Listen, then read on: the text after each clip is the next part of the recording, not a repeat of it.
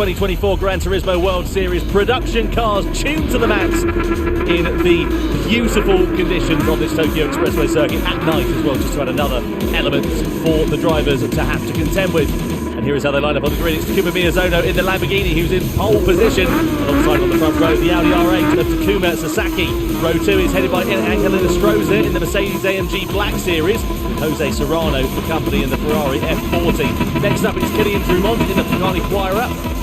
And then you've got Jorge Lopez in the Nissan Skyline GTR R34. Then the R32 Nismo Skyline of Kaida Brun, who's in 7th with Valerio Gallo. He'll be happy with that. He loves a Honda. He's in the NSX in 8th position. Then it's Guy Barbara in the Nissan GTR R35. And then Toyota Supra is driven by Robbie Heck. Callum Roach, I should say, beg your pardon, is in the Mazda RX-7. And Adriano Carrazza in the Nismo 400R lines up at the back of the field. No need to worry about tyres during this race, by the way. It's a flat-out sprint from start to finish. It is going to be action. Yeah, I mean, it's just a straight fight, this, and as you saw from our little graphic earlier on, these cars are tuned to way over 1,000 horsepower, and you add the slipstream into that, and you have the speeds entering T1 over 400 kilometers an hour, or 250 mile an hour if you're that way inclined. So it's going to be, I think, chaotic down at T1 the first time through. If you get through there in one piece, I think you're in good stead for the race. That's definitely going to be a challenge. It certainly is, and the drivers, as we said, have to be contending with nighttime conditions, and we saw them practicing earlier on. They were oversteering, understeering, sliding about all over the place. It was quite dramatic, really. Yeah, it was very much so, but a lot of fun to watch. And of course, bear in mind, in this case, it's a ton of fun to see these cars being represented. So the drivers get ready to start. So then, it's time to go racing. The sprint race for Nations Cup here in Tokyo is underway. Miyazono leads the field across the timeline, then Sasaki in second, Stroza in third. You can guarantee that order will be changing by the first corner, and even within a few hundred metres it's changed, because Sasaki goes through into the race lead. Now Miyazono goes from being the hunter being the hunted to being the hunter, rather, I should say. Serrano there lurking in the background, as well as Angelina Stroza. It funnels right down into turn one. Who's going to be last on the late breakers? Miyazono on the inside, then Sasaki and Serrano bang into the wall for Sasaki and also for Serrano. Stroza takes advantage and goes through into third position, and somehow, in all of the drama, Miyazono manages to retain the lead. Yeah, I mean, they've had the brakes upgraded these things, but I mean, slowing that sort of speed is very, very difficult indeed. A couple of cars into the wall there. Miyazono out front from Sasaki, Stroza there in third, Serrano fourth. But as you can see, very, very tricky getting these production-based cars through this circuit. So much power being delivered to the wheelchair. Some of these cars as well are rear-wheel drive, some are four-wheel drive. There's an advantage there in traction zones, but of course in the corners they're going to be a bit more susceptible to understeer the four-wheel drive machines. But coming through this tight section for the first time, now come back up towards where we started our rolling start. And to be honest, you don't really want to be where Miyazono is unless you get a big gap out front. The slipstream, the toe of these cars is absolutely huge. Yeah, it certainly is. So let's see what's going to happen then here as we come down in towards the hairpin.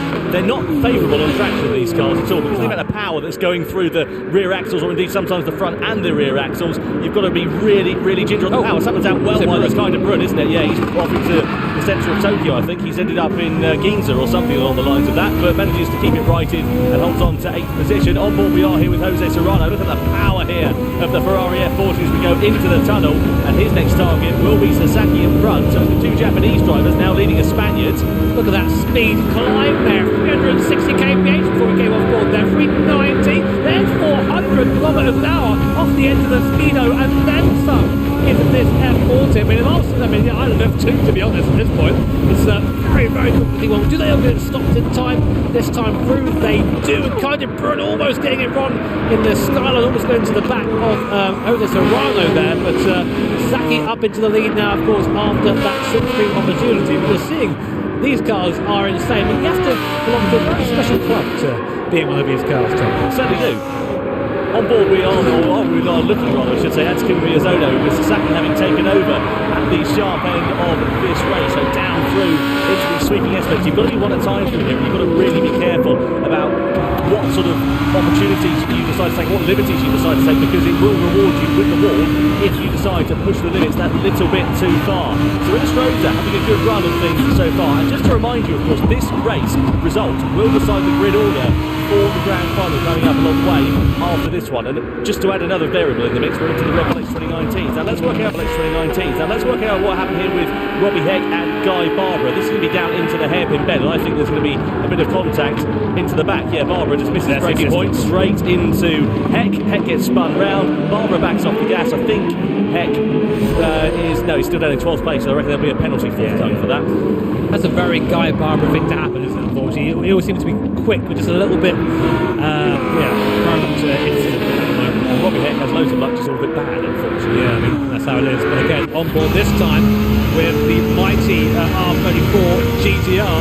Guy Barbara giving that penalty. Here's the symmetry. Look at this. Illustrota. We're going to drive by him. I say that, but now we're back into the toe again. So it's still, I mean, despite the speeds, again, well off the end of the speed over here in the R34. We've got 410, 414, 400. When you see 420, we're going to get a full one for the race lead here as well. Coming down in towards the first corner. Serrano's on the outside. Sasaki there as well. Oh, bang! Straight into the back. Lopez into the wall. And that is drama. And we were expecting it to kick off. And unfortunately it did in the biggest way at the start of lap 3. The upshot is it's Sasaki, Miyazono, Illustrota out in front. And now we've got Lopez, who's got a lot of recovery work to do if he's going to be able to salvage a result from this race and secure himself a good grid position for the grand final. Yeah, that's our championship leader right there in jeopardy. So, I mean, we know Coque Lopez is good at coming back through the field, but obviously you don't want to be doing that. And that might be a penalty as well, because he just ran into the back of the guy in front. Valerio Gallo, good race from him so far, up to P5. He's moved up 3 places from his starting position in 8th. So now onto the back in front. There, the Sex doing pretty well. Here is a replay, you missed it, of Coque Lopez just getting the braking all sorts of wrong.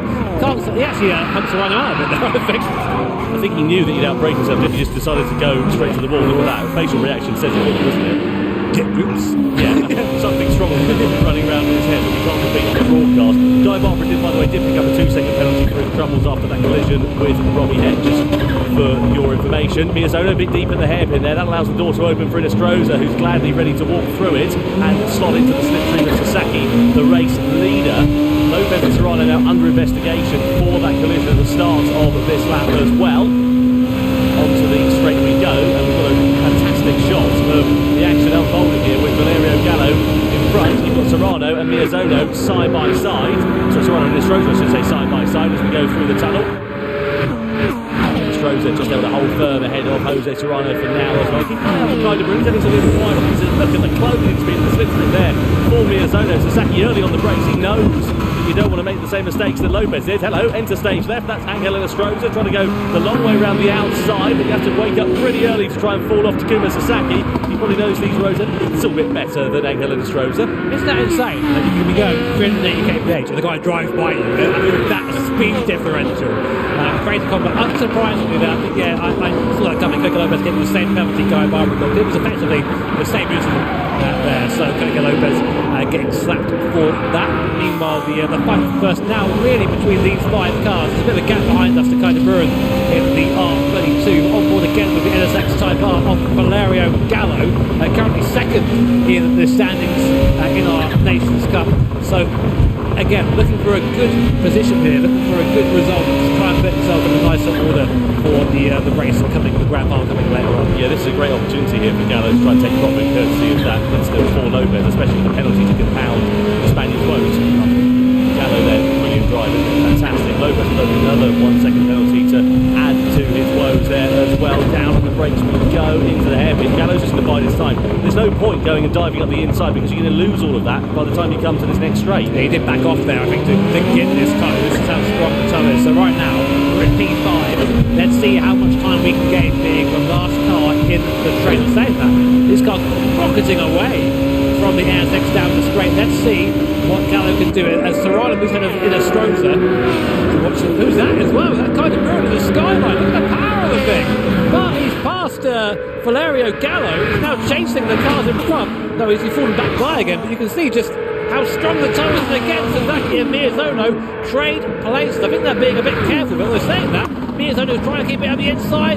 There's Valerio Gallo diving up the inside of everyone up into P3. Was there contact there, Tom? I don't know if there was. Inestrosa was out well wide, but I think he was on that course to himself. Oh, a bit of contact to the wall there as well. Serrano's in the middle of a bit of a pickle here because he's got De Bruyne in front. He's trying to, I should say, but also trying to attack the driver in front. And sure enough, he changed to the next corner, and the order has changed as well. De Bruyne side by side now with the Ferrari as we come through this ever-sweeping series of corners. And De Bruyne just keeping his power to drive for the time being. This is just what a race this is. What cars these are. The speeds are ridiculous. And the thing is, at these speeds, if you do get something wrong, if you miss your braking point by a lot, Gallo just driving by Sasaki there. And he did need invited twice for that, didn't he? So Gallo now up into second place. What a great drive from the Italian so far. Of course, his cars are very different from the X2090s, but we see this with Valerio. He really likes his production-style car. Car that gets soft, a bit more roll to it. He just loves this sort of car. It really is just doing so well today. I'm loving these production cars because we get to see the beautiful interiors that the team at Polyphony have modelled as well. I was actually watching on board with Valerio Gallo a few minutes ago, looking at the clock, and I noticed that the clock does actually work in real time as well. Just that little attention to detail that you just don't see anywhere else. Meanwhile, Sasaki is keeping an eye on his clock because he knows that the time will be running out as we head to the halfway stage. As he now gets past the Honda NSX of Valerio Gallo and back through into second position.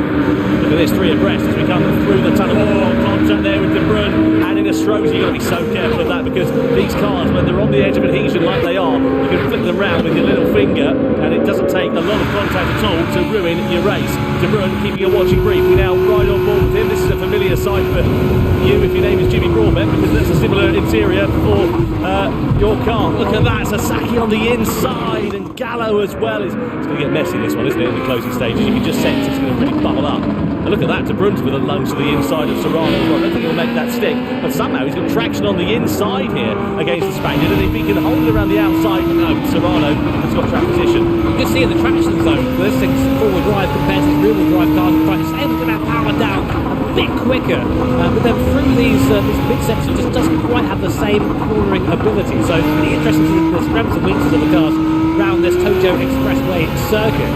And you see the gap really opening up there to the cars in front and behind us. The 3.5 second gaps. The top 6 sort of are comfortable right now. A reminder that it is a top 6 that will be scoring points in the grand final a bit later on. So good practice for Kai De Bruyne.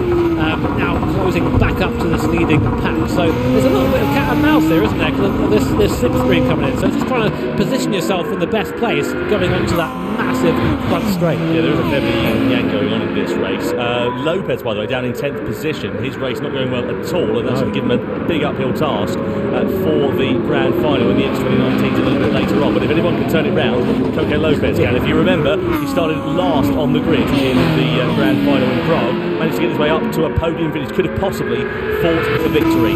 On board we are then here with Kai De Bruyne. He's got Angel Inestrosa directly in front in the Mercedes AMG Black Series. Then it's Valerio Gallo up the road, and he's going to breeze on by Mercedes, or is he? Because pulling out the slip through there is Inestrosa on Valerio Gallo, and De Bruyne there, though he's got a fair bit of straight line speed, and that's what the strength of this Nissan GTR seems to be at the moment. He's just not able to use it for the time being. It's going to be a lunge to the inside. We're side by side there for third. Inestrosa looking for the long way around the outside of Valerio Gallo. There'll be a brave move if he can pull it off. Indeed he can't. The door's open for Kai De Bruyne, who gladly tries to walk through it. There's a bit of hip and shoulder going through into turn 2, and De Bruyne does manage to get the better of Inestrosa and goes up into 4th. The braking zone is just so long here. Such good opportunities for these big moves if you're comfortable in taking that risk. You've seen what happens if you're just a little bit too late at the brakes here. That barrier is just waiting to greet you from the outside of the corner. And again, you're seeing this skyline just a bit weak in this part of the circuit. It can't keep up the rest. I think what it has done, though, is just allowed the top 3 to have a little bit of breathing space. Only 7/10 of a second or so.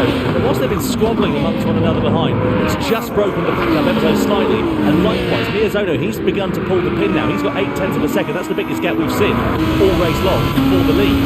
Say well, that NSX very, very strong in that midsection there. Looking to then, Gallo is desperate to get by Sasaki. I think he's being held up a little bit now. But as you're saying, this Sasaki being a bit slow, it is giving Miyazono that gap, and we're getting to the point now where the drama isn't going to quite be as strong. That's what is keeping these guys together, but of course you might have played the old GT4 driving missions, the slingshot missions. That's what Gallo's going to do now. He's going to wait, try and get a good run out of the corner, get a massive draft. See the difference between all-wheel drive there and real drive in the corner. That's amazing.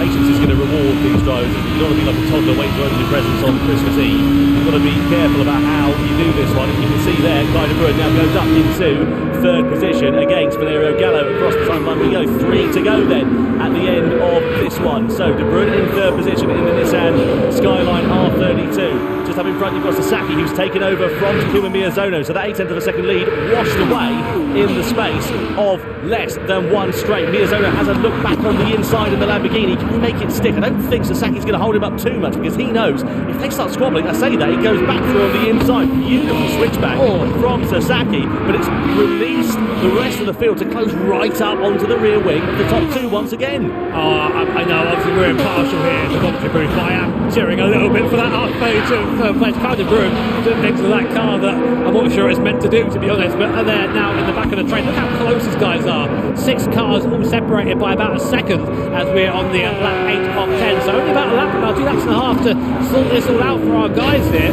Jose Serrano on board in that awesome Ferrari F40, always also looking to pounce. You get the real impression, Tom, that anyone could win this race. Yeah, it is going to be a lottery. Oh, de Bruyne's wide though, that's allowed Gallo through, and Serrano possibly to pick up the pieces as well. De Bruyne's still there on the inside, trying to hold firm for 5th position at the moment, and you can see up in front now as well. Once again, that yin and yang, the ebbing and flowing of this race. Sasaki leading from Miyazono. Gallo and Miyazono now side by side for a second as we come down into the hairpin. Is Miyazono going to launch it through on the inside, or is he going to try and wait another day? No, he's going to go through. He's got track position on the inside. Will Gallo try and challenge him on the exit of the corner? He just lets him through and decides to go into the slipstream to attack him on this start-finish straight. So 2 to go then. The NSX just can't get out of the corner. Every time you see it struggle to bend the cars around, and again in the background, Kai de Bruyne in that 4-wheel drive R32 GTR just pulls alongside with ease, and they're now side by side in the mirror. What a shot that is to be come down again to the first corner on board Miyazono. Look at that speed, look at the mirror. Kai de Bruyne is there behind, challenging. He's going to go up to second place. Will he ever go up into Miyazono for first and the inside as well? Oh no! It bottlenecks up into turn 1, and de Bruyne round like a tabletop at the start of the penultimate lap. What a shame for the Dutchman. We've always talked about him and his misfortune in the GT World Series, and unfortunately it comes home to roost as he plummets down the order. That releases 6 cars now down to 5. Miyazono it is that leads. What a shame for Kai de Bruyne. It was a very strong race for him there, but actually saying to him, the track's just a bit narrower there. I think he's been caught out by that as Gallo goes round the outside of Sasaki, and now for the first time Valerio Gallo is in a position where maybe he can get onto the back of Miyazono. He's going to be close. That Gallardo in front, Gallardo in front, I think, is 4-wheel drive. So here's a replay of what happened here, Tom. Yeah, let's have a look. So de Bruyne then go for the move, and yeah, he just clips the wall, doesn't he? There wasn't any contact seemingly with Miyazono. Clips the wall as it pops up. That sends him round. I talked about the cars being so easy to turn round when you're at that limit, and you can see it there spinning round right to the back of the field. It's now an uphill challenge for de Bruyne, unfortunately, for the grand final. He'll be starting plumb last. Yeah, he just came round and just turned across the nose of Miyazono, and that was the end. It's a real shame for Kai de Bruyne, but just over 1 lap to go here, the sprint race here at Tokyo Expressway. Takuma Miyazono leads at the last corner, Gallo second, Sasaki third, and now it's going to be the biggest slipstream race of your life. They're all going to want to lead into T1, and Miyazono's in the worst place. Keep an eye out as well for the slipstream here, because we're just about to come across to the timing line and see how far Valerio Gallo is. So look, there's the start-finish line. What's that going to look like in a lap time? You need to be closer than that in order to challenge for the victory if you're going to go for a slipstream move. Gallo then now does go for the move against Takuma Miyazono, and hello, here comes Jose Serrano. There's more contact there. Miyazono gets biffed into the wall, but he's got the advantage of the slipstream, and it's Serrano going to be in a bit of lumber here. No, he's still there, ready to try and take advantage down to the first corner. Miyazono with a lunge on the inside, leans on Valerio Gallo. Gallo's going to get shuffled to the outside. Miyazono is going to have a sniff through into turn 2, but can't do anything, and now it's Gallo that leads, but he's slightly in the wall. Sasaki's ready there to take the advantage of it as well, and likewise Serrano and also Angel Stroza. This is going to get messy.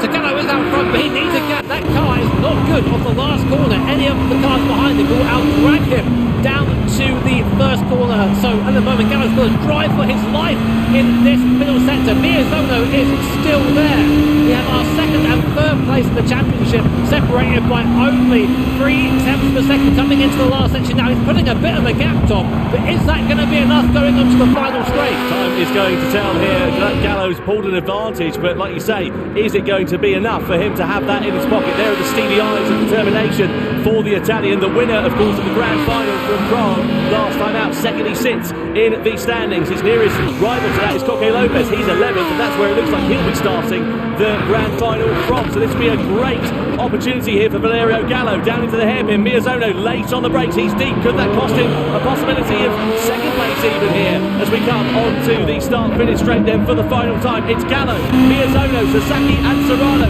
Miyazono's close. He's in the slipstream. We're going to go through into the tunnel and we're going to come to the timing line. Is Gallo going to be a sitting duck or is Miyazono going to bounce?